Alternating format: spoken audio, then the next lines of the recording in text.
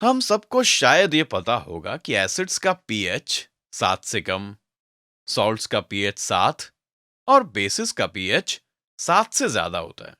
लेकिन क्या हम सही में जानते हैं कि पीएच क्या होता है? चलिए इस कॉन्सेप्ट को और अच्छे से समझते हैं। पहले बेसिक्स से शुरू करते हैं। हम कैसे पता करते हैं कि कोई सब्सटेंस एसिड है या बेस? बिल्कुल सही, हम इंडिकेटर का इस्तेमाल करते हैं।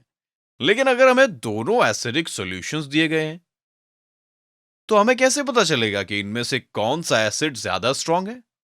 हम ये कैसे पता करें कि कोई एसिड या बेस कितना स्ट्रांग है? और यहां पीएच हमारी मदद करता है। हमें ये हमें एसिड या बेस की स्ट्रेंथ के बारे में बताता है। और ये ऐसा कैसे करता है? पीएच किसी सॉल्यूशन में H प्लस आयंस के कॉन्सेंट्रेशन को ध्यान में रखता है। जी हां, पीएच एसिड्स और बेसिस की स्ट्रेंथ बताता है। लेकिन आप सोच रहे होंगे कि अगर pH level H plus ions के कॉन्सेंट्रेशन को देखता है, तो ये हमें कैसे बता सकता है कि कोई बेस कितनी स्ट्रांग है? याद रखें कि बेसिस में भी H प्लस आयंस होते हैं। बस इतना फर्क होता है कि H प्लस आयंस का कॉन्सेंट्रेशन OH माइनस आयंस के कॉन्सेंट्रेशन से काफी कम होता है। इतना कम कि इन्हें आमतौर पर इग्नोर कर दिया जाता है। तो ये पता करने के लिए कि एसिड या बेस कितना स्ट्रांग है, हमारे पास पीएच स्केल का कॉन्सेप्ट है।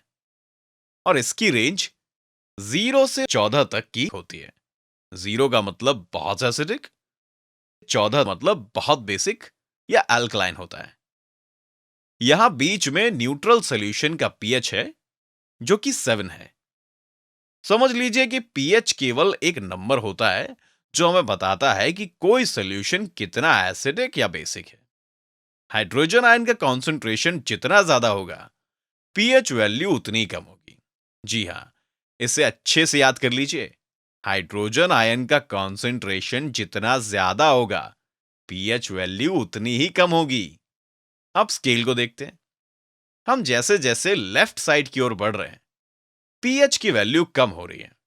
इसका मतलब है कि अगर हम स्केल पर लेफ्ट साइड की ओर जाएं, तो H प्लस आयन कॉन्सेंट्रेशन बढ़ता है। और अगर हम राइट साइड की ओर जाएं, तो H प्लस आयन कॉन्सेंट्रेशन कम होता है। और हमें पता है कि ज्यादा H प्लस आयन कॉन्सेंट्रेशन का मतलब है कि सॉल्यूशन ज्यादा एसिडिक है। तो लेफ्ट साइड की ओर जाने पर एसिडिक नेचर बढ़ता है, क्योंकि बेसिक सॉल्यूशन में H प्लस आयंस का कॉन्सेंट्रेशन कम होता है। तो राइट साइड की ओर जाने पर बेसिक नेचर बढ़ता है। तो कोई एसिड या बेस कितना स्ट्रांग है, ये पता करने के लिए पीएच स्केल एक आसान तरीका है। एक छोटा सा टेस्ट करते हैं और देखते हैं कि आपको पीएच स्केल का कॉन्सेप्ट कितना समझ में आया। यहां मेरे पास ए और बी दो सॉल्यूशंस हैं। सॉल्यूशन ए का पीएच 2 और सॉल्यूशन बी का पीएच 4 है। इनमें से कौन सा सॉल्यूशन ज्यादा एसिडिक है? जी हां, सॉल्यूशन ए ज्यादा एसिडिक है, क्योंकि इसका पीएच कम है। एक और टेस्ट लेते हैं। सॉल्यूशन सी का पीएच 5 और सॉल्यूशन डी का पीएच 10 है। इनमें से कौन सा सॉल्यूशन ज्यादा बेसिक है?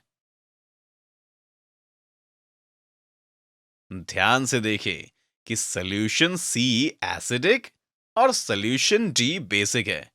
तो तुलना करें तो सॉल्यूशन डी ज्यादा बेसिक है, और हम देख सकते हैं कि इसका पीएच भी ज्यादा है।